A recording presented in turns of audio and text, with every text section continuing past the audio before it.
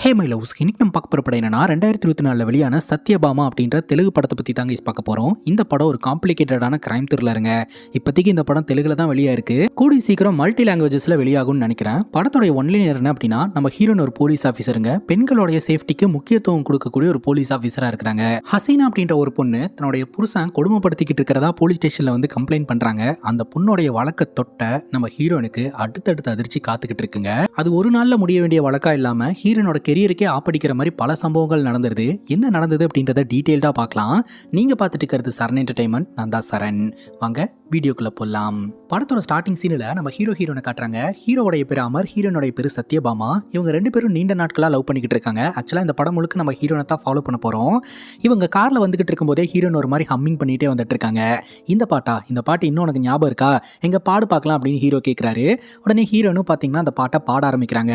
கொஞ்ச நாள் இவங்க ரெண்டு பேரும் கல்யாணம் பண்ணிக்க போகிறாங்க. இப்போ ஹீரோனை ட்ராப் பண்ணுறதுக்காக தாங்க ஹீரோ வந்திருக்கிறாரு. ரயில்வே ஸ்டேஷனில் வந்து ட்ராப் பண்ணுறாரு. ஹீரோனும் ரொம்ப சந்தோஷமா நான் போயிட்டு வரேன் அப்படின்னு சொல்லிட்டு கிளம்புறாங்க. நம்ம ஹீரோன் இங்கே வெளியூர் போகிறாங்க போல, அதனால தான் ஹீரோ வந்து ரயில்வே ஸ்டேஷனில் ட்ராப் பண்ணிட்டு அங்கேருந்து கிளம்புறாரு. இப்போ நம்ம ஹீரோயின் பார்த்தீங்கன்னா ட்ரெயினில் அப்படியே உட்காந்துட்டு இருந்தவங்க தூங்கிடுறாங்க. ஆப்போசிட்டில் ஒரு நபர் உட்காந்துட்டு ஹீரோயினை தப்பாக வீடியோ எடுத்துக்கிட்டு இருக்கிறாரு. அந்த நபர் பார்க்கறதுக்கு பொண்ணு மாதிரி ட்ரெஸ் பண்ணியிருந்தாலும் அது ஒரு ஆண் அப்படின்றது நமக்கு தெரியுதுங்க. கொஞ்ச நேரத்திலேயே பட்டுன்னு ஹீரோயின் கண் முடிச்சிடுறாங்க. ஹீரோயின் பார்த்துட்டாங்கன்னு தெரிஞ்ச இந்த நபர் அந்த இடத்துல இருந்து சைஸா எஸ் ஆகிறதுக்கு பார்க்குறாருங்க. பார்த்தா அந்த இடத்துல மஃப்டியில் இருக்கக்கூடிய போலீஸ்காரங்களாம் ரவுண்ட் அப் பண்ணிடுறாங்க. உடனே அவன் அந்த இடத்துல இருந்து தப்பிச்சு ஓட ஆரம்பிச்சிடறான். ஸோ எல்லோரும் ஓட ஆரம்பிச்சிடுறாங்க. ஹீரோயின் தான் பார்த்தீங்கன்னா அந்த போலீஸ்காரங்களெல்லாம் தலைமை தாங்குறாங்க. அப்போதாங்க தெரிய வருது, ஹீரோயின் பாட்டு பாடிட்டு ஜாலியாக இருக்கக்கூடிய சாதாரண பொண்ணு மட்டும் இல்லை, ரக்குடான ஒரு போலீஸ் ஆஃபீஸரும் கூட. இந்த நாட்களாகவே ட்ரெயினில் பஸ்ஸில் ட்ராவல் பண்ணுற பொண்ணுங்களெல்லாம் தப்பாக வீடியோ எடுத்து யாரோ ஒரு மர்ம நபர் மிரட்டிக்கிட்டு இருக்கிறதா வந்து தகவல் கிடைச்சிருக்கு. ஸோ அந்த நபரை கையும் களமாக பிடிக்கணும் அப்படின்றதுக்காக தான் நம்ம ஹீரோயின் ஷீ டீம் அப்படின்ற ஒரு டீம் ஆர்கனைஸ் பண்ணி களத்தில் இறங்கியிருக்கிறாங்க. ஆனால் அந்த நபரை பார்த்தும் பிடிக்க முடியாமல் போயிருது.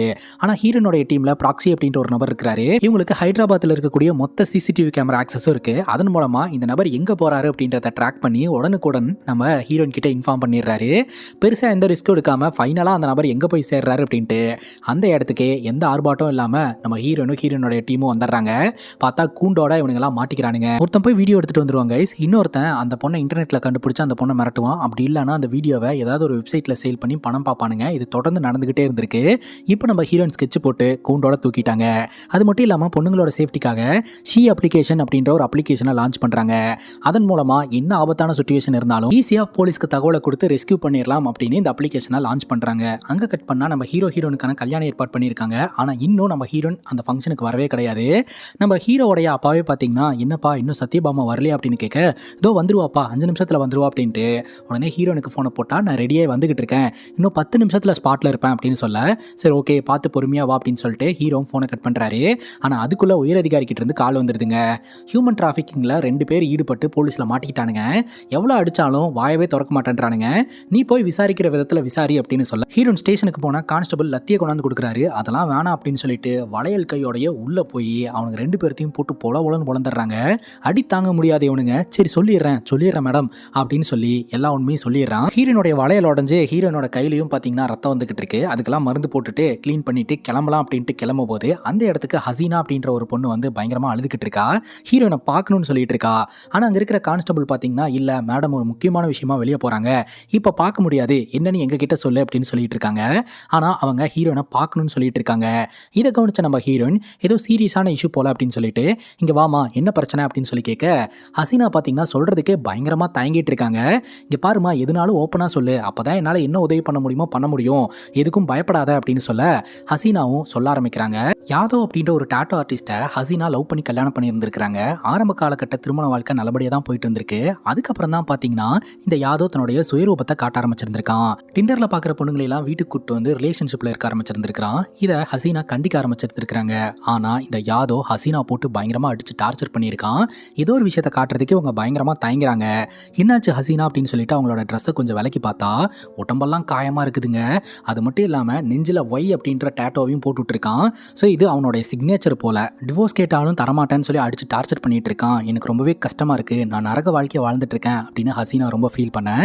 இந்த விஷயம் என்னுடைய அம்மா அப்பாவுக்கு தெரியுமா அப்படின்னு கேட்க, தம்பி பிறக்கும் போதே என்னுடைய அம்மா இறந்து போயிட்டாங்க, என்னுடைய அப்பா தான் என்னை வளர்த்தாரு, என்னுடைய அப்பாவுக்கு இதை பற்றி பெருசாக தெரியாது அப்படின்ற மாதிரி சொல்ல, சரி அவனுக்கு ஃபோனை போடு அப்படிங்கும்போது யாதவுக்கு ஹசீனா பயந்துட்டே ஃபோன் போடுறாங்க. அவன் அட்டன் பண்ண உடனே நம்ம ஹீரோயின் ஃபோனை வாங்கி பேசுகிறாங்க. நான் போலீஸ் ஆஃபீஸர் சத்யபாமா பேசுகிறேன், இதுக்கு மேலே ஹசீனாவை தொந்தரவு பண்ணுற வேலையெல்லாம் வச்சுக்காத, அதை மீறி தொந்தரவு பண்ண அப்படின்னா நடக்கிறதே வேற அப்படின்னு மிரட்டிட்டு ஃபோனை கட் பண்ணிடுறாங்க. இதில் கடுப்பான அந்த யாதவ் அப்படின்றவன் ட்ரக்ஸ் எல்லாம் எடுத்துட்டு செம்மகாண்டில் இருந்துட்டு இருக்காங்க. சரி ஸ்டேஷனுக்கு ஒன்று யார் கூப்பிட்டு வந்தது அப்படின்னு சொல்லி கேட்க, என்னோட தம்பி இக்பலும் அவனுடைய க்ளோஸ் ஃப்ரெண்டான திவ்யாவும் தான் அப்படின்னு சொல்ல, உடனே நம்ம ஹீரோயின் போயிட்டு இக்பல் கிட்ட பேசுறாங்க. இக்பலும் திவ்யாவும் டாக்டர் ப்ராக்டிஸ் பண்ணிட்டு இருக்கிறதா சொல்றாங்க. இதே மாதிரி என்ன சூழ்நிலை வந்தாலும் அக்காக்கு நீ சப்போர்ட்டா இருக்கணும் அப்படின்னு சொல்லிட்டு ஹசீனா கிட்ட நம்ம ஹீரோயின் அவங்களோட பர்சனல் ஃபோன் நம்பரை கொடுத்துட்றாங்க. எப்போ என்ன உதவினாலும் எனக்கு கால் பண்ணு அப்படின்னு சொல்லிட்டு அங்கிருந்து நம்ம ஹீரோயின் கிளம்பி அந்த ஃபங்க்ஷன் நடக்கிற இடத்துக்கு போனால் சொந்தக்காரங்க எல்லோருமே கிளம்பி போயிட்டாங்க. நம்ம ஹீரோயினோடைய அம்மா அப்பாவும் ஹீரோடைய அம்மா அப்பாவும் மட்டும்தான் இருக்கிறாங்க. சரி நம்ம கல்யாணத்தில் இவங்க 2 பேர் தானே ரொம்ப முக்கியமான ஆட்கள், அதனால் இவங்க முன்னாடியே நம்ம கல்யாணம் பண்ணிக்கலாம் அப்படின்னு சொல்லிட்டு அங்கே எந்த பிரச்சனையுமே பெருசாக பண்ணாமல் இவங்க 2 பேரும் நல்லபடியாக திருமணம் பண்ணிக்கிறாங்க. திருமணம் முடிஞ்ச கையோட இவங்க 2 பேரும் சந்தோஷமாக இருக்கலாம் அப்படின்னு நினைக்கும் போது யாரோ கதவு தட்டுற மாதிரி இருக்குது. என்னன்னு பார்க்கறதுக்காக ஹீரோ போகிறாரு. அப்போ தான் நம்ம ஹீரோனை அவங்க மொபைல் எடுத்து பார்க்குறாங்க. கிட்டத்தட்ட 14 முறை நம்ம ஹசீனா கால் பண்ணியிருந்திருக்கிறாங்க. ஹசீனாக்கு ஏதோ ஒரு பிரச்சனை அப்படின்னு நம்ம ஹீரோயின் புரிஞ்சுக்கிறாங்க. கால் பண்ணால் இந்த மாதிரி அந்த யாதோ வீட்டுக்கு வந்து பிரச்சனை பண்ணிக்கிட்டு இருக்கான், எனக்கு கொண்டுறோன்னு மிரட்டிக்கிட்டு இருக்கான், டோர் லாக் பண்ணிவிட்டு நான் உள்ளே இருக்கேன் அப்படிங்கும்போது நான் வந்துக்கிட்டு இருக்கேன், வர வரைக்கும் நீ எப்படியாவது பொறுத்துக்க அப்படின்னு சொல்லிட்டு சோஃபாவை எல்லாம் எடுத்து டோர் கிட்ட போட சொல்கிறாங்க. ஆனால் அவன் டோர்லாம் அடிச்சு உடச்சிட்டு உள்ளே போயிடுறான். ஃபோனும் கட் ஆயிடுது. உடனே ஹீரோயின் பார்த்தீங்கன்னா பேக்கப் டீமை ஹசீனாவோட வீட்டுக்கு அனுப்ப சொல்லிடுறாங்க. ஹீரோனும் ரொம்ப வேகமாக அந்த வீட்டையும் ரீச் பண்ணுறாங்க. அங்கே போய் பார்த்தா இந்த யாதவ் பார்த்தீங்கன்னா வீட்டு கதவை உடச்சிட்டு உள்ளே போய் ஹசீனாவை போட்டு அடின்னு அடித்து டார்ச்சர் பண்ணி இருந்திருக்கிறான். அந்த இடமெல்லாம் ஒரு மாதிரி கலைஞ்சு கிடக்குது. அதே சமயம் தரையெல்லாம் ரத்தமாக இருக்குது. டார்ச் அடிச்சுட்டு ஒரு கையில் கன்னை வச்சுட்டு வீடு முழுக்க தேட ஆரம்பிக்கிறாங்க. பார்த்தா வெளியே ஹசீனாவை முட்டி போட வச்சு கழுத்தில் கத்தியை வச்சுக்கிட்டு ஒரு மாதிரி சைக்கோ மாதிரி தெரிஞ்சுக்கிட்டு இருக்கிறாங்க. ஸோ இந்த யாதவ் ப்ளே பாய் மட்டும் கிடையாது, சைக்கோவும் கூட அப்படின்னு இதிலேருந்து தெரியுது. எப்படியாவது ஹசீனாவை காப்பாற்றணும் அப்படின்னு சொல்லிட்டு பட்டுன்னு நம்ம ஹீரோயின் கன் எடுத்து இந்த யாதவோடைய ஷோல்டர்லேயே ஷூட் பண்ணிடுறாங்க. அவன் ஷோல்டரில் புல்லட்டை வாங்கிட்டு அந்த இடத்துலேருந்து ஓடிடுறான். ஹசீனாவை காப்பாற்றிட்டோம் அப்படின்னு சொல்லிட்டு கிட்ட போய் பார்க்கும்போது தான் தெரிய வருது, யாதவ் கழுத்தில் ஒரு கோடு போட்டு விட்டு போயிட்டாங்க. ஸோ ஸ்பாட்லேயே பார்த்தீங்கன்னா ஹசீனா இறந்து போகிறாங்க. சாவறதுக்கு முன்னாடி என் தம்பியும் என்னுடைய அப்பாவையும் பத்திரமா பார்த்துக்கோங்க அப்படின்னு சொல்லிட்டு இறந்து போயிடுறாங்க. தன்னுடைய அக்காவை இழந்த இக்பல் பார்த்தீங்கன்னா பயங்கரமாக அழுவ ஆரம்பிக்கிறாரு. மகளை இழந்த அப்பாவும் பார்த்தீங்கன்னா அழுவ ஆரம்பிக்கிறாரு. அந்த இடத்துக்கு ஒரு சர்டிஃபிகேட்டோட வந்த நம்ம ஹீரோயின் பார்த்தீங்கன்னா அந்த சர்டிஃபிகேட் அப்படியே தூக்கி போடுறாங்க. அது பார்த்தீங்கன்னா ஹசீனாவுடைய கல்லறையில் போய் விழுகுது. இந்த ஒரு இன்ஸ்டன்ட் ஹீரோயினோடைய பர்சனல் லைஃபையும் அண்ட் கெரியரையும் ரொம்பவே பாதிக்குது. பர்சனலாக பார்த்தீங்கன்னா ஹீரோயின் வந்து அவங்களுடைய கான்ஃபிடென்ட்டை எல்லாம் இழந்து ரொம்ப வீக்காக ஃபீல் பண்ணுறாங்க. கெரியர் வைஸ் பார்த்தீங்கன்னா நீங்கள் வந்து எப்படி வாரண்டே இல்லாமல் அவங்களுடைய கன்னை பயன்படுத்தலாம், சிவிலியன்ஸ் இருக்கக்கூடிய இடத்துல கன்னை பயன்படுத்தியிருக்கீங்க, யார் உங்களுக்கு இந்த அதிகாரத்தை கொடுத்தது, தப்பி தவறி யாராவது ஒருத்தர் மேலே புல்லட்டு பட்டு அவங்க இறந்து போயிருந்தாங்கன்னா அந்த உயிரிழப்புக்கு யார் பொறுப்பு அப்படின்னு சொல்லி ஏகப்பட்ட கேள்விகள் நம்ம ஹீரோயின் மேலே வைக்கப்படுது. டிபார்ட்மெண்ட்டில் ஜோசப் அப்படின்ற ஒரு நேர்மையான அதிகாரி தான் பார்த்தீங்கன்னா ஹீரோனுக்கு பயங்கரமான இன்ஸ்பிரேஷன். அவர் பார்த்தீங்கன்னா ஹீரோனுக்கு கொஞ்சம் சப்போர்ட் பண்ணுற மாதிரி இருக்குது. இருந்தாலும் ஹீரோயின் சைடில் தப்பு இருக்கிறதுனால டெம்பரரி சஸ்பென்ஷன் கிடைக்குது. இவங்களுடைய கன்னையும் பார்த்தீங்கன்னா ஹேண்ட் ஓவர் பண்ணிட்டு வந்துடுறாங்க. இருந்தாலும் தப்பிச்சு போனால் அந்த யாதவை தேடி கண்டுபிடிக்கணும் அப்படின்றதுல வெறியாக இருந்துகிட்டு இருக்கிறாங்க. இப்போ பார்த்தீங்கன்னா இறந்து போன ஹசீனாவுடைய வீட்டுக்கு போயிட்டு அவங்க அப்பா கிட்ட பேசிக்கிட்டு இருக்கும்போதே டியூட்டியை முடிச்சுட்டு இக்பல் வீட்டுக்கு வரான். வந்த உடனே ஹீரோனை பார்த்துட்டு பயங்கர கோவத்தோட போய் டோர் லாக் பண்ணிக்கிறான். இவங்களை யார் இந்த இடத்துக்கு வர சொன்னது அப்படின்ட்டு நம்ம ஹீரோன் போய் பேசுறதுக்கு ட்ரை பண்ணுறாங்க. ஆனால் இக்பல் சொல்கிறான், யாரோ ஒருத்தங்க சொன்னாங்க, நான் இருக்கேன், நான் பார்த்துக்கிறேன் அப்படின்ட்டு. அவங்க என்ன பார்த்துக்கிட்டாங்க அப்படின்னு சொல்ல, இங்கே பாடுறா நடந்து போச்சு, உனக்கு ஒரு அக்கா தான் இருக்காங்க அப்படின்னு நீ நினைக்காத, உனக்கு இன்னொரு அக்கா இருக்காங்க அப்படின்றத மனசில் வச்சுக்க அப்படின்னு சொல்லிட்டு அந்த இடத்த விட்டு நம்ம ஹீரோயின் கிளம்புறாங்க. ஹீரோயின் பேபிக்கு பிளான் பண்ணுறாங்க. ஆனால் இவங்களால குழந்தை பெற்றுக்க முடியல. டாக்டர் கிட்ட கன்சல்டேஷன் போகும்போது டாக்டர் என்ன சொல்கிறாங்கன்னா, நீங்கள் ஹெல்த்தியாக தான் இருக்கீங்க, ஆனால் அதிக அளவு உங்களுக்கு ஸ்ட்ரெஸ் இருக்குது, வேலையெல்லாம் ஒதுக்கி வச்சுட்டு கொஞ்சம் ரிலாக்ஸாக இருங்க, எல்லாம் நல்லபடியாக நடக்கும்னு சொல்லி அட்வைஸ் பண்ணி அனுப்பி வைக்கிறாங்க. ஆனால் ஹீரோயின் பார்த்தீங்கன்னா, நான் வேலையெல்லாம் ஒதுக்கி வைக்க போகிறது கிடையாது, ரீஜாயின் பண்ண போகிறேன் அப்படின்னு சொல்லிட்டு இந்த சஸ்பென்ஷன்லாம் முடிஞ்சு ஹீரோயின் ரீஜாயின் பண்ணுறாங்க.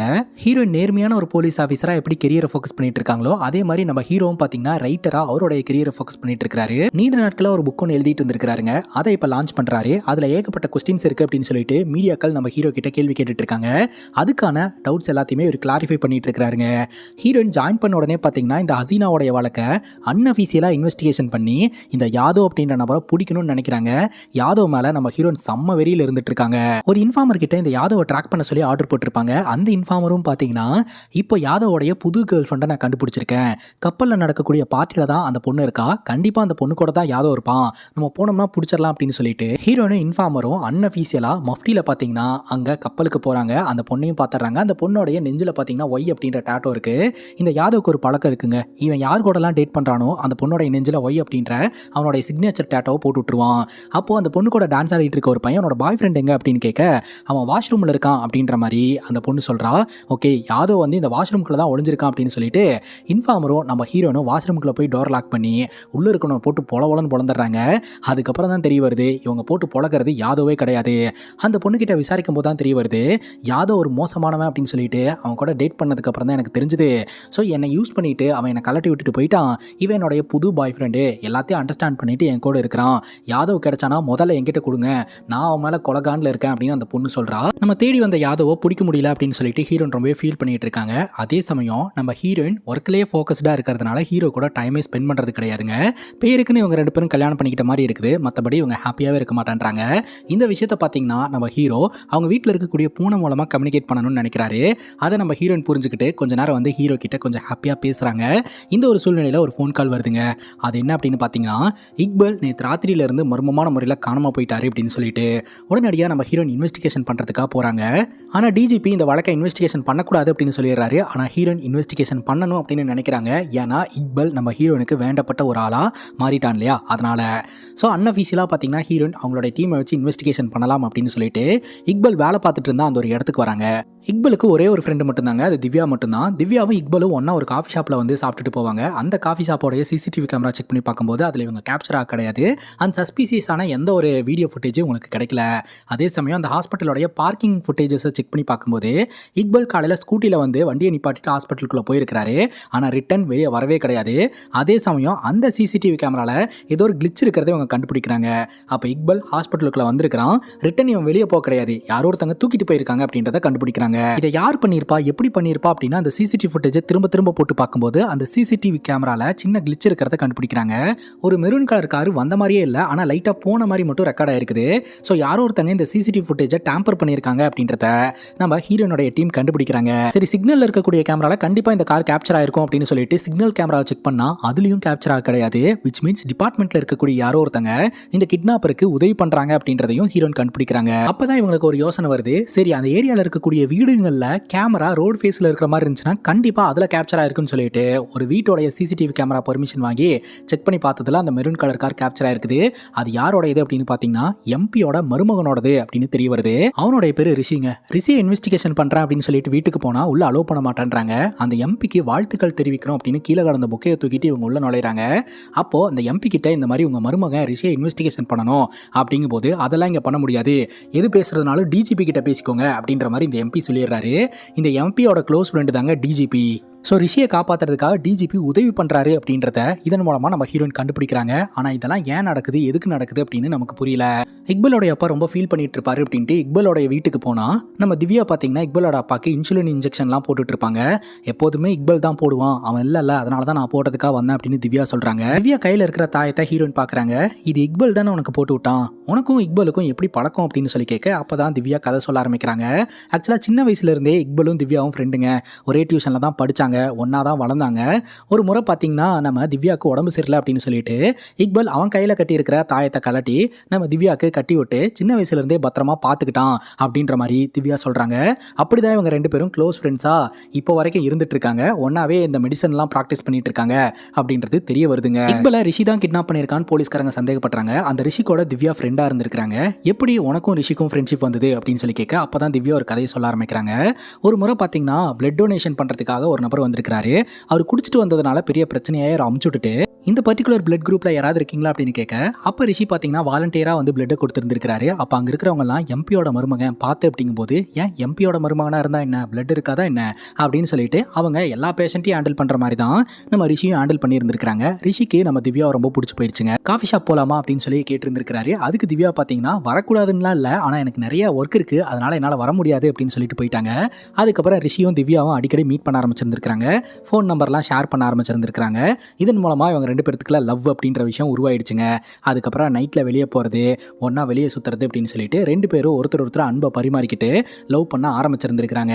ரிஷி பாத்தீங்கன்னா ஒரு கேம் டெவலப்பரா இருந்துட்டு இருக்கான். அதாவது இந்த VR ஹெட்செட்லாம் மாட்டிக்கிட்டு அந்த விர்ச்சுவல் ரியாலிட்டிக்குள்ளேயே போயிட்டு அங்க வந்து கேம்ஸ் எல்லாம் விளையாடுவாங்க இல்லையா, நாம அந்த இடத்துல ரியலா இருக்கிற மாதிரிலாம் ஃபீல் கொடுக்கும் இல்லையா, அந்த கேமை இவன் டெவலப் பண்ணி அந்த கேம்ஸை நீண்ட நாட்களாக விளையாடிட்டு இருக்கான்.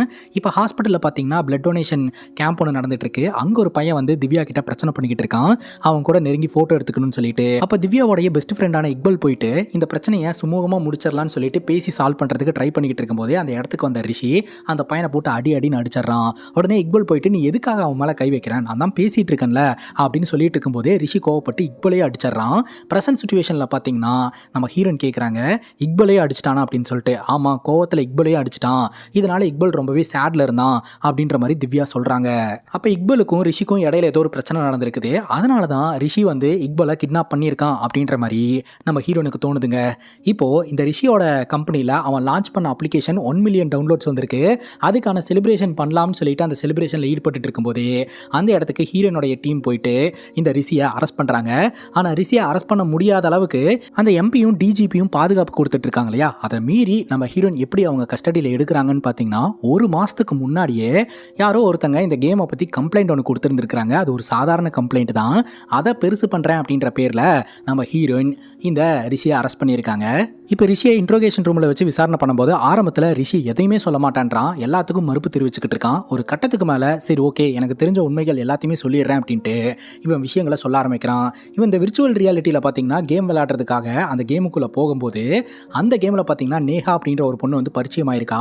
இவங்க ரெண்டு பேரும் சேர்ந்து அந்த கேம்ஸை விளையாட ஆரம்பிச்சிருந்திருக்காங்க. இந்த நேஹா பார்த்தீங்கன்னா ரிஷியை ஒரு நாள் மீட் பண்ண போகிறதா வந்து சொல்லிட்டு இருந்திருக்கா. அதுக்கப்புறம் இந்த நேஹா இன்ஆக்டிவ் ஆயிருக்கா. இப்போ அந்த கேமை நம்ம விளையாண்டு பார்க்கலாம் அப்படின்ட்டு ஹீரோன் விளையாண்டு பார்க்கும்போது அது ரொம்பவே ரியாலிட்டியாக இருக்கு. இந்த அளவுக்கு ரியாலிட்டியாக இருக்கே அப்படின்னு சொல்லிட்டு நம்ம ஹீரோன் அவங்க டீம் கிட்ட டிஸ்கஸ் பண்ணும்போது தான் பல உண்மைகள் வெளியே வருதுங்க. அதாவது இந்த கேமில் இருக்கக்கூடிய யூசர்ஸாக மட்டும் இல்லாமல் மிஸ்யூசர்ஸாகவும் இருக்கிறாங்க. இந்த கேம் ஆடுறதுக்கு மட்டும் இல்லாமல் இந்த வாட்ஸ்அப் சேட் மாதிரி உள்ளேயே சேட்லாம் பண்ணிக்கலாம். அது பிரைவேட் சேட்டாக இருக்கும். அதுபோக யூசர் யாருன்னே யாருக்குமே தெரியாது.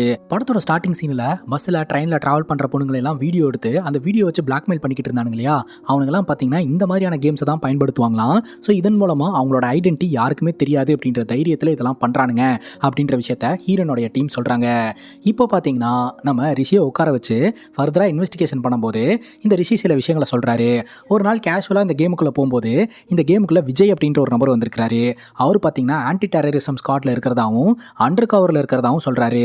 இவ்வளோ நாள் உங்ககிட்ட பேசிகிட்டு இருந்த நேஹா பார்த்தீங்கன்னா டெரரிசமில் ஈடுபட போகிறா, ஜனவரி மந்த்து ஊருக்குள்ளே ஒரு அட்டாக் நிகழ்த்த போகிறா, அவங்க கூட கம்யூனிகேஷனில் இருந்ததுனால உன்னையும் தூக்கி உள்ளே வைக்க போகிறோம். ஸோ எங்களுக்கு நேஹா பற்றின இன்ஃபர்மேஷனை நீ தான் கண்டுபிடிச்சி தரணும், அப்படி இல்லைனா நீ மாட்டிப்ப அப்படின்னு மிரட்ட ஆரம்பிச்சிருந்திருக்காரு. இதில் பார்த்தீங்கன்னா நம்ம ரிஷி ரொம்பவே பயந்து போயிருக்கிறாருங்க. டிஜிபி நம்ம அங்கிள் தானே, அவர்கிட்ட போயிட்டு இந்த விஷயத்தையெல்லாம் சொல்லிடலான்னு அங்கே போனால் அவர் வெயிட் பண்ண வச்சிடறாரு. அப்போ உள்ள பார்த்தீங்கன்னா சீக்கிரட்டாக ஏதோ ஒரு டிஸ்கஷன் போயிட்டு இருக்கு. அது ரிஷிக்கு கேட்குது. ஜனவரி மந்த்து நம்ம ஊரில் ஒரு அட்டாக் நடக்க போகுது, அதுவும் இந்த எம்பி மேலே அப்படின்னு சொல்ல ரிஷிக்கு தூக்கி வாரி போட்டுருது. ஸோ அந்த அட்டாக் விஷயத்தில் நம்மளை எங்கேயோ மாட்டி விட்டுருவாங்களோ அப்படின்னு சொல்லிட்டு மறுபடியும் ஒரு இந்த கேமுக்குள்ள வந்து விஜயை மீட் பண்ணுறாரு. நான் என்னதாங்க பண்ணணும் அப்படின்னு சொல்லி கேட்க, எனக்கு நேஹாவோட யூசர் டேட்டா வேணும், அதை கொடுக்கல அப்படின்னா நீயும் இந்த டெரரிசமில் ஈடுபடுற அப்படின்னு உன்னையும் அரெஸ்ட் பண்ணுற மாதிரி வரும் அப்படின்னு சொல்லிட்டு இந்த விஜய் மிரட்டி இருந்திருக்கிறாரு. அதனால இந்த நேஹாவோடைய என்கிரிப்டட் டேட்டாவை டீக்ரிப்ட் பண்ணி எடுக்கிறாருங்க. அதில் இந்த நேஹா யார் கூட கண்டினியூஸாக சாட் பண்ணியிருக்கான்னு செக் பண்ணி பார்க்கும்போது நேஹா இக்பல் கூட தாங்க சாட் பண்ணி இருந்திருக்கிறா. இக்பல் யாரை மீட் பண்ணுறான் என்ன பண்ணுறான் அப்படின்னு சொல்லிட்டு ரிஷி ஃபாலோ பண்ண ஆரம்பிச்சிருந்திருக்காரு. அப்போ தான் இக்பல் அக்தர் அப்படின்ற ஒரு நபரை மீட் பண்ணி ஏதோ ஒரு லீஃப்லெட்டை வாங்கிட்டு அந்த லீஃப்லெட்டை கிழிச்சு டிஸ்பின்ல போட்டு வந்திருக்கான். அது என்ன லீஃப்லெட் அப்படின்னு சொல்லி அதை எடுத்துகிட்டு வந்து பார்த்தா ஜனவரி மந்த் நடக்கக்கூடிய அட்டாக் அட்டாக்குக்கான பிளானா இருந்திருக்குது. ஸோ இக்பல் வந்து டெரரிசம்ல ஈடுபட்டிருக்கிறான், இதுதான் நான் கண்டுபிடிச்ச விஷயம். அது மட்டும் இல்லாம இந்த விஜய் பாத்தீங்கன்னா இக்பலை நான் சொல்ற இடத்துல கொண்டாந்து விட்டுரு, ஒருத்தன் வருவான் உங்ககிட்ட செடிக்டிவ் இன்ஜெக்ஷனை கொடுப்பான், அந்த இன்ஜெக்ஷனை போட்டு அவனை மயக்கடைய வச்சு கடத்தி கொண்டாந்து நான் சொல்ற இடத்துல விட்டுரு, நான் சொல்ற பேச்சை கேட்கல அப்படின்னா ஆன்டி டெரரிசம் டிபார்ட்மெண்ட் உன்னோட வீட்டுக்கு வரும், உன்னை அரெஸ்ட் பண்ணும், இந்த மாதிரி டெரரிஸ்ட்டுங்க கூட நீ கான்டாக்ட்ல இருந்தானு அப்படின்னு மிரட்ட ஆரம்பிக்க அந்த மிரட்டலுக்கெல்லாம் பயந்து போன ரிஷி பாத்தீங்கன்னா இக்பலை ஒரு இடத்துல கொண்டு போய் விட்டு இருந்திருக்காரு. அப்போ இக்பல் பாத்தீங்கன்னா கண்ணு முழிச்சு ரிஷி கூட சண்டை போட்டு இருந்திருக்கான். இவங்க ரெண்டு பேருக்குள்ள நடந்த சண்டையில இக்பலை பிடிச்சி தள்ளி விட்டுட்டு அந்த இடத்த விட்டு ரிஷி கிளம்பி வந்துட்டான். இப்போ எந்த இடத்துல நீ விட்ட அப்படின்னு சொன்ன அப்படின்னு சொல்லிட்டு அந்த இடத்துக்கு நம்ம ஹீரோனோட டீம் போய் பாக்குறாங்க. பார்த்தா அந்த இடத்துல ஒரு கட்டை கிடக்குது. ஸோ இக்பலை பிடிச்சி ரிஷி தள்ளும் போது அந்த கட்டை இக்பல் மேல ஏறி இருக்கு அப்படின்றது தெரிய வருது. அந்த இடத்துல எல்லாம் ரத்தமா இருக்குது, கொஞ்சம் தூரம் அப்படியே நடந்து போன மாதிரியான தடயம் இருக்கு. அதை ஃபாலோ பண்ணிட்டே போனா கொஞ்சம் தூரத்துல ஒரு குளம், அந்த குளத்து பக்கத்துல இக்பல் அப்படியே அன்கான்சியஸான நிலைமையில கிடக்குறாரு. இக்பல் இறந்துட்டாரு போல அப்படின்ட்டு அங்கே போய் ரொம்ப ஃபீல் பண்ணும்போது தான் தெரிய வருது இக்பலுக்கு இன்னும் உயிர் இருக்கு. உடனடியாக இக்பலை தூக்கிட்டு ஹாஸ்பிட்டலுக்கு கொண்டு வராங்க. அப்போ நம்ம ஹீரோன் அங்கே தொங்கிட்டு இருக்கிற ஒரு செயினை கவனிக்கிறாங்க. அந்த செயின் யாரோட இது அப்படின்னு பார்த்தீங்கன்னா நம்ம ஹசீனாவோடதுங்க. ஸோ ஹசீனா இறந்ததுக்கு அப்புறம் அந்த செயின் வந்து இக்பல் கிட்ட வந்திருக்கும் போல. இப்போ ஹாஸ்பிட்டலில் கொண்டு போய் பார்க்கும்போது தான் தெரிய வருது இக்பல் கோமால இருக்கிறாரு. இன்னைக்கு கண் முழிக்கலாம், நாளைக்கு கண் முழிக்கலாம், ஏன் ஒரு மாதம் ஒரு வருஷம் கூட ஆகலாம் அப்படின்ற மாதிரி டாக்டர் சொல்லிடுறாங்க. நம்ம ஹீரோனோட டீமில் இருக்கிறவங்க இந்த மாதிரி இக்பலோடைய அப்பா கிட்ட அவன் டெரரிசம்லாம் ஈடுபட்டிருக்கான்ற விஷயத்த சொல்லிடலாமா அப்படிங்கும்போது, இதே மாதிரி உங்களோட பையனை பற்றி உங்ககிட்ட வந்து யாராவது சொன்னாங்கன்னா நீங்கள் என்ன நினைப்பீங்க, அப்படிலாம் சொல்லாதீங்க, ரிஷியே நம்மளை பொறுத்த வரைக்கும் ஒரு அக்யூஸ்டு தான், அக்யூஸ்டு சொன்னதை உண்மையான எப்படி அவங்க பேரண்ட்ஸ் கிட்ட போய் சொல்ல முடியும், தீவிரமாக இன்வெஸ்டிகேஷன் பண்ணிட்டு அதுக்கப்புறம் இன்ஃபார்ம் பண்ணிக்கலாம் அப்படின்ற மாதிரி ஹீரோன் சொல்லிடுறாங்க. அப்போதான் இவங்களுக்கு ஒரு ஷாக்கிங்கான விஷயமே தெரிய வருதுங்க. அதாவது ரிஷியை பார்த்தீங்கன்னா இந்த கண்டிஷனல் பெயிலில் வெளியே விட்டுருக்காங்க அப்படின்னு சொல்லிட்டு இந்த எம்பி மற்றும் டிஜிபி அவருடைய பவரை யூஸ் பண்ணி ரிஷியை வெளியே கொண்டு வந்துட்டாங்க. இந்த எம்பி கொஞ்சம் ரிலாக்ஸாக ஃபீல் பண்ணுறாருங்க. அதுக்கு இந்த டிஜிபி சொல்கிறாரு, நீ அவ்வளோ சீக்கிரம் ரிலாக்ஸாலாம் ஃபீல் பண்ணக்கூடாது, சப்போஸ் இந்த இக்பல் பொழைச்சு வந்துட்டான்னு வையன், நாம ரிஷிக்கு என்னென்ன உதவி பண்ணோம் அப்படின்றத எல்லாத்தையுமே சொல்லி உன் கெரியரை காப்பிடிச்சு விட்டுருவான். சப்போஸ் இந்த இக்பல் செத்து போயிட்டான்னு வையன், ரிஷினால தான் செத்து போனா அப்படின்னு ரிஷி மேலே கொலைகேஸ் வந்து அவன் காலம் முழுக்க ஜெயிலில் இருக்க வேண்டியதுதான். ஸோ இக்பல் இப்படியே இருக்கிற வரைக்கும் தான் நமக்கு சேஃபு அப்படின்னு இந்த டிஜிபி சொல்லிக்கிட்டு இருக்கிறாருங்க. ஆன்டி டெரரிசம் டிபார்ட்மெண்ட்டில் இருக்கக்கூடிய விஜய் சொல்லி தானே இதெல்லாம் பண்ணணும் அப்படின்னு அந்த கேமுக்குள்ளே போய் பார்த்தா விஜயோட ப்ரொஃபைல் ஆஃப்லைனில் இருக்குதுங்க. ஸோ இப்போ நம்ம ஹீரோயின் பார்த்தீங்கன்னா அந்த கேமில் இருக்கக்கூடிய சாட் விஷயங்களை எல்லாம் பார்த்து இந்த விஜய் மற்றும் நேஹா அப்படின்ற இந்த ரெண்டு ப்ரொஃபைலுக்கு சொந்தக்காரங்க யார் அப்படின்றத கண்டுபிடிக்கணும்னு நினைக்கிறாங்க. இப்போ நம்ம ஹீரோயின் பார்த்தீங்கன்னா நேரா இந்த எம்பியோட வீட்டுக்கு வந்து விசாரணை பண்ணணுன்றாங்க. உனக்கு யார் இந்த அதிகாரத்தை கொடுத்தது, உனக்கு அந்த அதிகாரம் கிடையாது அப்படின்னு டிஜிபி சொல்கிறாரு. ஆனால் நம்ம ஜோசப் அப்படின்ற உயர் அதிகாரி ஃபோனை போட்டு அந்த அதிகாரத்தை நான் தான் கொடுத்தேன், அவள் தான் இன்வெஸ்டிகேஷன் பண்ண போறா அப்படின்ற மாதிரி சொல்ல டிஜிபியோட கை மீறி போகுது. எம்பியும் ரொம்ப பயப்பட ஆரம்பிக்கிறாருங்க.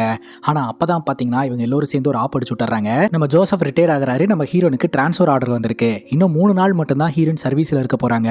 நம்ம ஹீரோயின் சால்வ் பண்ணணும்னு நினச்சாங்கன்னா இந்த 3 நாளில் மட்டும்தான் சால்வ் பண்ண முடியும். அப்படி இல்லைனா இந்த எம்பி மற்றும் டிஜிபி சேர்ந்து ரிஷியை காப்பாற்றுறதா நினச்சி இந்த கேஸை க்ளோஸ் பண்ணி விட்டுருவாங்க. இந்த கேஸுக்கு பின்னாடி இருக்கக்கூடிய மர்மம் என்னன்னே தெரியாமல் போயிடும். அதாவது இந்த விஜய் நேஹா யாரு, இவங்க ரெண்டு பேரும் எதற்காக ரிஷிக்கிட்ட இந்த மாதிரிலாம் பண்ண சொன்னாங்க அப்படின்றது கண்டுபிடிக்க முடியாமே போயிடும். இந்த ஒரு சூழ்நிலையில் பார்த்தீங்கன்னா இந்த 3 நாள் கரெக்டாக யூஸ் பண்ணிக்கணும் அப்படின்ட்டு இந்த விஜய் நேஹா அப்படின்றவங்க யார் அப்படின்னு இன்வெஸ்டிகேஷன் பண்ணலான்னு முடிவெடுக்கிறாங்க. ரிஷி சொன்ன ஸ்டேட்மெண்ட்டை வச்சு பார்க்கும்போது ரிஷி சொன்ன கதையில் இந்த விஜய் நேஹா இவங்க ரெண்டு பேருமே விர்ச்சுவல் ரியாலிட்டியில் மட்டும்தான் இருக்காங்க, ரியல் லைஃப்பில் இல்லை. ஆனால் இந்த அக்தர் அப்படின்ற கேரக்டர் ரியல் லைஃப்பில் இருக்குது. அதனால் அக்தரை விசாரணை பண்ணலாம் அப்படின்ட்டு பர்மிஷன் கேட்கும்போது பர்மிஷன் தரமாட்டேன்னு சொல்லிடுறாங்க. அது சென்சிட்டிவான ஏரியா அப்படின்ட்டு. ஆனால் ஜோசப் பார்த்தீங்கன்னா அப்படி இப்படின்னு பேசி இப்படியே பர்மிஷன் வாங்கி தந்துடுறாரு. ஆனால் சேஃபாக போயிட்டு வா அப்படின்னு சொல்லி அனுப்பி வைக்கிறாரு. உடனடியாக நம்ம ஹீரோயின் பார்த்தீங்கன்னா ஃபர்தாலாம் போட்டுக்கிட்டு இந்த அக்தரை மீட் பண்ணுறதுக்காக போக ரெட் லைட் ஏரியா பொண்ணு மாதிரி நடிச்சுக்கிட்டு அக்தரோட வீட்டுக்குள்ளே நம்ம ஹீரோயின் நுழைஞ்சிடறாங்க. இந்த அக்தரை பார்த்தீங்கன்னா வெளியே இருந்து ஸ்னைப்பர்லாம் வச்சுக்கிட்டு வேவ் பார்த்துக்கிட்டு இருக்கிறாங்க அக்தரோடைய டீமு. ஆனால் உள்ளே போன உடனே அது அவங்களுடைய ப்ரைவசி அப்படின்னு சொல்லிட்டு வேவ் பார்க்குறத நிப்பாட்டிடுறாங்க. ஆனால் உள்ளே போய் நம்ம ஹீரோயின் ஃபர்தாவை கழட்டிட்டு அக்தரை போட்டு பொலன்னு பொழந்துடுறாங்க. ஸோ அங்கே தான் பார்த்தீங்கன்னா ஒரு ஃபைல் ஒன்று கிடக்குது. அந்த ஃபைலை எடுத்துகிட்டு நம்ம ஹீரோயின் வெளியே வந்துடுறாங்க. அப்போ கரெக்டாக பார்த்தீங்கன்னா இந்த அக்தரோடைய சப்போர்ட்டர்ஸ் அந்த இடத்துக்கு வந்து யார் வந்தது, யார் அட்டாக் பண்ணா அப்படிங்கும்போது தெரியல, ஃபர்தா போட்டு ஒரு பொண்ணு வந்தா என்னை அட்டாக் பண்ணிட்டா போயிட்டா அப்படின்ற மாதிரி சொல்லிடுறான். அந்த ஃபைலை தூக்கிட்டு போயிட்டா அப்படின்ற மாதிரி அவன் சொல்றான். அந்த ஃபைல் மூலமா நம்ம ஹீரோன் ஒரு விஷயத்தை கண்டுபிடிக்கிறாங்க. இந்த அக்தர் அப்படின்றவன் வீக்கான பசங்களை எல்லாம் கூப்பிட்டு போய் மண்டைய கழுவி டெரரிசம்ல ஈடுபடுத்திக்கிட்டு இருக்கான் அப்படின்ட்டு அந்த ஃபைலில் பார்த்தீங்கன்னா நம்ம இக்பலோடைய டீட்டெயிலும் நம்ம ஹீரோனுக்கு கிடைச்சிருக்கும். அதை தாண்டி ஃபர்தரா நம்ம ஹீரோயினால அந்த வழக்கில் இன்வால்வ் ஆக முடியல. ரிஷியை எப்படியும் போலீஸ்காரங்க பிடிச்சிருவாங்கன்னு பயந்துட்டு ரிஷி தலைமறைவாயிட்டாருங்க. அது மட்டும் இல்லாமல் ஒரு லாட்ஜில் தங்கிட்டு அங்கிருந்து நம்ம திவ்யாவுக்கு ஃபோனை போட்டு நான் உன்னை மீட் பண்ணணும் அப்படின்ற மாதிரி பேசியிருக்கிறாரு. இதை பார்த்தீங்கன்னா போலீஸ்காரங்க ஒட்டி கேட்டு இந்த லாட்ஜில் தான் ரிஷி தங்கியிருக்கான் அப்படின்ட்டு அந்த இடத்துக்கு போயிடுறாங்க. அங்கே போகிறதுக்குள்ளேயே பார்த்தீங்கன்னா ரிஷி அந்த இடத்துலேருந்து தப்பிச்சிடுறாரு. ரிஷி திவ்யா கிட்ட சொல்கிறாருங்க, இந்த மாதிரி கேமில் வந்து என்னை மிரட்டினாங்க, அதுக்கு பயந்துட்டு தான் நான் இந்த மாதிரிலாம் பண்ணனே தவிர எனக்கும் இக்பலுக்கும் பர்சனலாக எந்த பிரச்சனையுமே கிடையாது அப்படின்ற மாதிரி தான் சொல்கிறாரு. இப்போ நம்ம ஹீரோயின் பார்த்தீங்கன்னா இக்பலோடைய அப்பாவுக்கு ஆறுதல் சொல்லணும் அப்படின்ட்டு வீட்டுக்கு போகிறாருங்க. அப்போ ஒரு டீ போடுறாரு. டீ தூள் வந்து காலி ஆயிடுது. சோட்டு டீ தூள் எடுத்துட்டு வா அப்படின்னு இக்பல் இருக்கிற ஞாபகத்திலே பேசுறாரு. ஒரு மாதிரி ஃபீல் பண்றாரு. நீங்க ஒன்றும் கவலைப்படாதீங்க, சீக்கிரமா இக்பல் ரெக்கவர் ஆகி வந்துருவான் அப்படின்னு அட்வைஸ் பண்ணிட்டு இருக்காரு. அப்பதான் வீட்டில் இருக்கக்கூடிய போட்டோ ஃப்ரேம்ல இருக்கிற ஒரு போட்டோ காமிச்சு, இந்த போட்டோல இருக்கிறது யார் அப்படிங்கும்போது அது எதுக்குமா அப்படின்னு இக்பலோட அப்பா சொல்றாரு. இல்ல சொல்லுங்க அப்படிங்கும்போது ஏதோ ஒரு விஷயத்த சொல்றாருங்க. ஆனா அது என்ன அப்படின்றத நம்ம கிட்ட சொல்லாம சஸ்பென்ஸா வச்சிருக்காங்க. அந்த போட்டோல இருக்கக்கூடிய நபரும் நம்ம ரிஷி கிட்ட கேம்ல வந்து நான் ஆன்டி டெரரிசம்ல இருக்கேன்னு சொல்லி ஒரு ஐடி கார்டை இல்லையா விஜய்ன்னு சொல்லிட்டு அவருடைய போட்டோவும் ஒரே மாதிரி இருக்குது. ஸோ அந்த நபர் எங்க இருக்கிறாரு அப்படின்றத பார்த்து டார்கெட் பண்ணி தூக்கிடுறாங்க. அவருடைய ஒரிஜினல் பேரு ரியாஸ் அப்படின்னு தெரிய வருது. அவருக்கும் இந்த கேம் விஷயத்துக்கும் எந்த தொடர்பும் இல்லை, எனக்கு இதை பற்றிலாம் எதுவுமே தெரியாது அப்படின்ற மாதிரி ரியாஸ் சொல்றாரு. ஆனால் ரியாஸை தொடர்ந்து மிரட்டுறாங்க. ஒரு கட்டத்துக்கு மேலே அவரை விட்டுறாங்க. அதே சமயம் இந்த நேஹா அப்படின்ற பொண்ணுடைய அங்க அடையாளத்தில் யாராவது இருக்காங்களான்னு தேடும்போது அப்போதான் மாயா அப்படின்ற ஒரு பொண்ணு மாற்றா. ஸோ அந்த பொண்ணுடைய பேக்ரவுண்டை செக் பண்ணி பார்க்கும்போது எல்லாம் க்ளீனாக இருக்குன்னு சொல்லிட்டு அவளையும் விட்டுறாங்க. ஸோ இவங்களோட இன்வெஸ்டிகேஷனில் அந்த விஜய் நேஹா அப்படின்ற 2 பேர்த்தோடைய ப்ரொஃபைலும் வெளியே இருக்கிறவங்களுடைய ஐடென்டிட்டியை யூஸ் பண்ணி கேமுக்குள்ளே வந்து நம்ம ரிஷிக்கிட்ட பேசி மிரட்டியிருக்காங்க அப்படின்றத தெரிஞ்சுக்கிறாங்க. ஆனாலும் நம்ம ஹீரோயின் இவங்க 2 பேர்த்தையும் முழுசாக விடுவிக்காம சந்தேகத்தின் அடிப்படையில் ஃபாலோ பண்ண ஆரம்பிக்கிறாங்க. அதாவது இந்த விஜய்னு சொல்லப்படுற ரியாஸையும் நேஹான்னு சொல்லக்கூடிய மாயாவையும். அப்படி மாயா ஃபாலோ பண்ணிட்டு வரும்போது மாயா ஒரு ரெசார்ட்டுக்கு போகிறாங்க.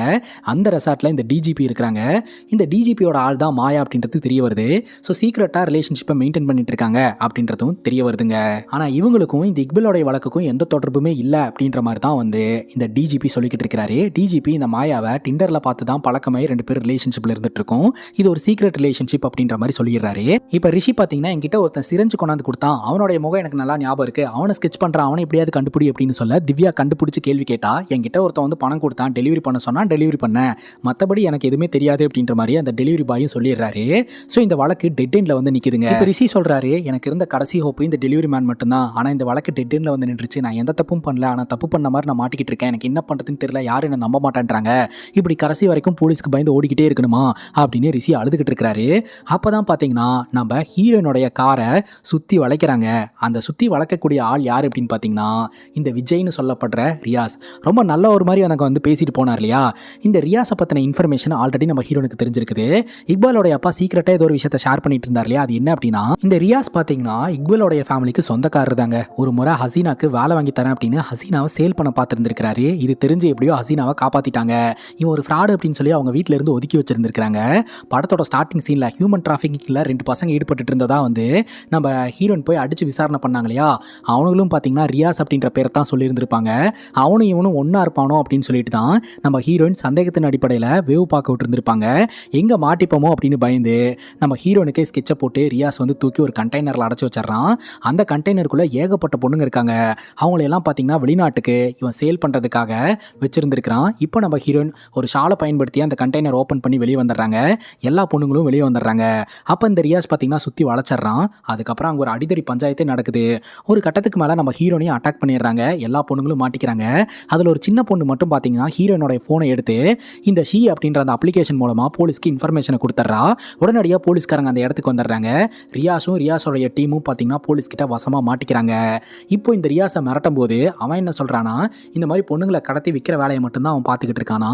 இந்த மாதிரி இக்மலை கடத்த சொன்னதோ இந்த மாதிரி ஆக்டிவிட்டியில் ஈடுபட்டதோ நான் கிடையாது, எனக்கு எதுவுமே தெரியாது அப்படின்ற மாதிரி இந்த ரியாஸ் சொல்லிடுறான். இப்போ மறுபடியும் இக்பலை கடத்த சொன்னது யாரு அப்படின்ற அந்த ஒரு டெட் எண்ட்லேயே வந்து நிற்குதுங்க. இந்த ஒரு சூழ்நிலையில் நம்ம ஹீரோன்னு ஒரு மாதிரி அழுதுகிட்டு இருக்காங்க. அப்போ ஹீரோ பார்த்தீங்கன்னா நீ ஏன் இப்படி இருக்க, நம்ம குழந்தைக்கு பிளான் பண்ணலாம் அப்படிங்கும்போது அப்போ தான் ஹீரோன்னு ஒரு விஷயத்த சொல்கிறாங்க. ஆக்சுவலாக ஹசீனா சாவறதுக்கு முன்னாடி ப்ரெக்னெண்ட்டாக இருந்திருக்காங்க. அதை தெரிஞ்சு இந்த யாதவ் பார்த்தீங்கன்னா ஹசீனாவை அடிச்சே கொலை பண்ணி இருந்திருக்கிறான். அதனால் அவனை அரெஸ்ட் பண்ணதுக்கு அப்புறம் தான் வந்து குழந்தை பெற்றுக்கணும் அப்படின்ற ஒரு முடிவில் இருந்திருக்காங்க. அது வரைக்கும் இவங்க ரொம்பவே பயந்து போயிருந்திருக்கிறாங்க. ஸோ அதனால தான் குழந்தைக்கு நான் பிளான் பண்ணலை அப்படின்ற மாதிரியான உண்மையை ஹீரோ கிட்ட ஹீரோயின் சொல்லிடுறாங்க. அந்த 3 நாள் முடிஞ்சிருச்சு. ஹீரோனுக்கு ட்ரான்ஸ்ஃபர் ஆர்டர் கிடைச்சிருச்சு. ஹீரோயின் பார்த்தீங்கன்னா அவங்களுடைய பொருட்கள்லாம் எடுத்துட்டு வேற ஒரு ஸ்டேஷனுக்கு ட்ரான்ஸ்ஃபர் ஆயிட்டாங்க. அங்கே சில பல கேசஸ் எல்லாம் வருது. அது எல்லாத்தையுமே இன்வெஸ்டிகேஷன் பண்ணி ஹீரோயின் சால்வ் பண்ணிட்டு இருக்காங்க. ஆனால் ஹீரோனுக்கு ஒரு மாதிரி சாட்டிஸ்ஃபேக்ஷனே இல்லைங்க.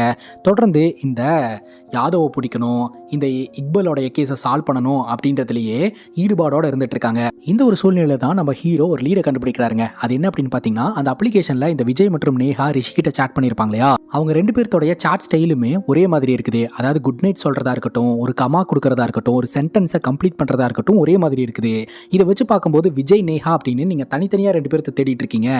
ஏன் அந்த 2 பேருமே ஒரு ஆளாக இருக்கக்கூடாது, யாரோ ஒருத்தங்க பின்னாடி இருந்து இதை வேலை பார்க்கக்கூடாது அப்படின்ற ஒரு கேள்வியை ஹீரோ முன்வைக்க, அப்போ தான் நம்ம ஹீரோயின் இதை பற்றி திங்க் பண்ண ஆரம்பிக்கிறாங்க.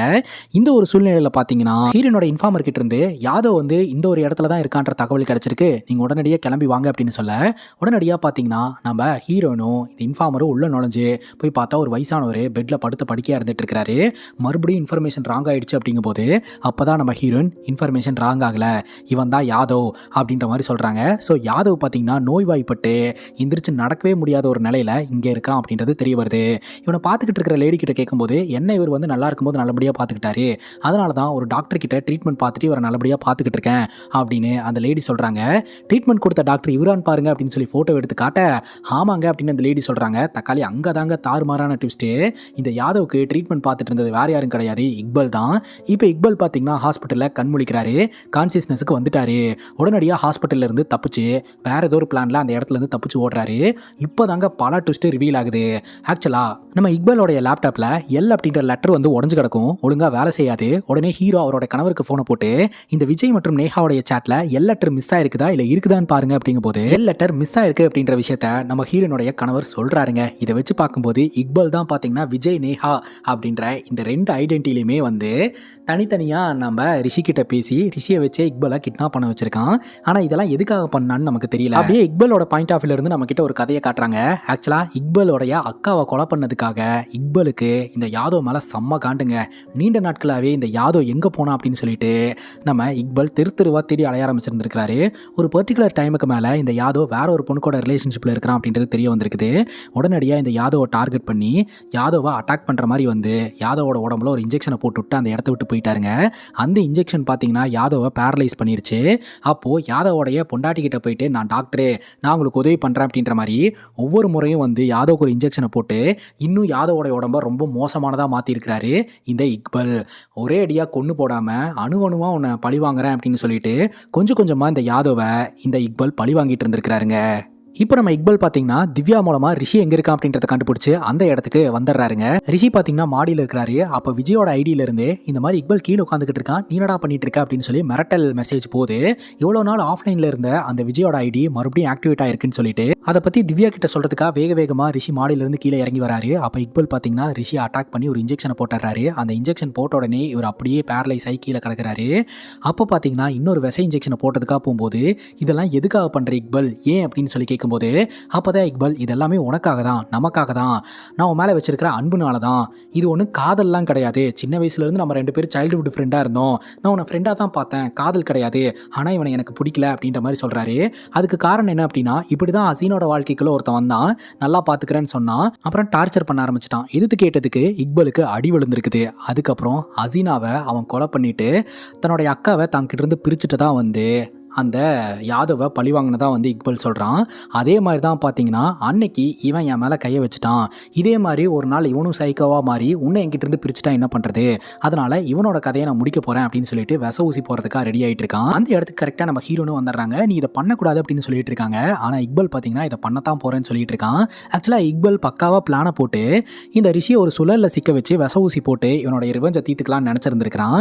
ஆனால் அந்த இடத்துல நடந்த ஒரு சின்ன சண்டையில் நம்ம இக்பலை ரிஷி தள்ளி விட்டுட்டு போயிட்டான் இல்லையா, அதனால இக்பலோட உடம்புல கட்ட குத்தி நம்ம இக்பல் கோமாக்கு போய் அதுக்கப்புறம் பல அதிரி புதிரி சம்பவங்கள்லாம் நடந்து போயிடுச்சு இல்லையா. இப்போ ப்ரெசன்ட் சுச்சுவேஷன்ல நம்ம ஹீரோயின் சொல்றாங்க இதெல்லாம் நீ தான் பண்ற அப்படின்றத நான் முன்னாடியே கண்டுபிடிச்சிட்டேன். ஏன்னா கிரைம் சீன்ல உன்னோட செயின் இருந்தது, அது அசீனா கழுத்துல போட்டிருந்த செயின், உன்னோட அக்காக்காக தான் இதெல்லாம் நீ பண்ணிட்டு இருக்க அப்படின்றத யாதவோட விஷயத்துல நான் கண்டுபிடிச்சிட்டேன். இக்பல் சொல்றான், எல்லாரோட மனசுக்குள்ளேயும் இங்க யாதவ் இருக்கானுங்க, அவனுங்கெல்லாம் சும்மாவே ஓடக்கூடாது, இந்த ரிஷியை நான் கொல்ல போறேன் அப்படின்ட்டு கிட்ட வரும்போது அப்போ நம்ம ஹீரோயின் சொல்றாங்க, யாதவ் ஒன்றும் எல்லாரோட மனசுக்குள்ளேயும் இல்லை, உன் மனசுக்குள்ள தான் இருக்கிறான். ஒன்று சொல்லுட்டா, உன்னுடைய அக்கா தனியால சாக கிடையாது, உன்னுடைய அக்கா பிரெக்னெண்டா இருக்கா அப்படின்னு தெரிஞ்சே பார்த்தீங்கன்னா அவன் அடிச்சே கொலை பண்ணி இருந்திருக்கிறான். அவனுக்கு தான் நீ தண்டனை கொடுத்துட்டல, இப்போ உன்னுடைய அக்கா உயிரோட இருந்திருந்தா கூட இதைத்தான் பண்ணியிருப்பா, சரண்டர் ஆகு அப்படின்னு சொல்லி கன் எடுத்து காட்ட உடனே இந்த இக்பல் பயங்கரமாக அழுவ ஆரம்பிக்கிறான், அக்கா ப்ரெக்னெண்ட்டாக இருந்தாங்களா அப்படின்னு சொல்லிட்டு. அதுக்கப்புறம் இக்பலை பார்த்தீங்கன்னா போலீஸ்காரங்க அரெஸ்ட் பண்ணிட்டு போயிடுறாங்க. ரிஷிக்கு பார்த்தீங்கன்னா ஜஸ்ட் செடக்டிவ் இன்ஜெக்ஷன் தான் ஃபஸ்ட்டு போட்டிருந்திருப்பான், அதனால் ரிஷியும் காப்பாற்றிடுறாங்க. அப்புறம் நம்ம ஹீரோயின் ஒன்று சேர்ந்து இப்போ நம்ம ஹீரோயின் ப்ரெக்னெண்ட்டாக இருக்காங்க, சீர் பண்ணுறதுக்கான ஃபங்க்ஷன் ஒன்று ஆர்கனைஸ் பண்ணியிருக்காங்க. இன்னும் நம்ம ஹீரோயின் வந்து சேரவே இல்லை. ஹீரோனுக்கு ஃபோனை போட்டால் அப்போ பார்த்தீங்கன்னா உயரதிகாரி ஃபோனை போட்டு புதுசாக ஒரு கேஸ் வந்திருக்குதுன்னு சொல்கிறாரு. போகலாமா வேணாமான்னு ஹீரோயின் யோசனை பண்ணுறாங்க. போவோம் அப்படின்னு சொல்லிட்டு டாப் கீரை போட்டுட்டு அடுத்த வழக்கு எடுக்கிறதுக்காக தயாராகிறாங்க. இத்தோட இந்த படம் முடியுதுங்க. இந்த படத்தை பற்றி நீங்கள் என்ன நினைக்கிறீங்க அப்படின்னு உங்களோட கருத்தை கமெண்ட் செக்ஷனில் பதிவு பண்ணுங்கள். அண்ட் இதே மாதிரி வேறு ஏதாவது படத்தை பற்றி பேசணும் அப்படின்னாலும் படத்தோட பேரை கமெண்ட் செக்ஷனில் சொல்லுங்கள். இதே மாதிரி வேறு ஒரு நல்ல வீடியோவில் வந்து சந்திக்கிறேன். Love you guys, take care and cheers.